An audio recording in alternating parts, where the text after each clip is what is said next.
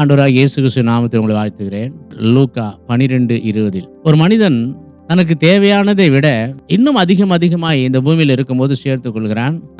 நான் எல்லாவற்றையும் சேர்த்து வைத்திருக்கிறேன், எல்லாவற்றையும் சாப்பிட்டு திருப்தி அடைந்து சந்தோஷமா இரு என்று சொல்லி அந்த ஆத்மாவை பார்த்து அவனே சொல்லிக் கொள்கிறான். அப்பொழுதுதான் தேவன், மதிகேடனே, முட்டாளே, உன் ஆத்மா உன்னிடத்திலிருந்து இந்த ராத்திரியில் எடுத்துக்கொள்ளப்படும், அப்பொழுது நீ சேகரித்து வைத்தவைகள் யாருடையதாகும் என்று ஆண்டவர் கேட்கிறார். சரியான கேள்விதானே? உலகம் முழுவதும் அப்படித்தானே இருக்கிறார்கள் ஜனங்கள். சேர்த்து சேர்த்து சேர்த்து சேர்த்து வைக்கிறார்கள், எப்படியாவது வாழ்வோம் என்று சொல்லி வாழ்ந்து கொண்டிருக்கிறார்கள். ஆனால் இயேசு கிறிஸ்துவை அறியாமலும் நித்திய ஜீவனை பெற்றுக்கொள்ளாமலும் இம்மைக்காகவே வாழ்ந்து கொண்டிருக்கிற மக்களை நாம் பார்க்கிறோம். ஆனால் திரும்புங்கள், பரலோக ராஜ்யம் சமீபத்தில் இருக்கிறது. நான் இப்படியே இருப்பேன், ஆனால் எப்படி நித்திய ஜீவனுக்குள் போவது? என்னத்தை சேகரித்து வைத்து என்னத்தை எடுத்து போக போகிறீர்கள்?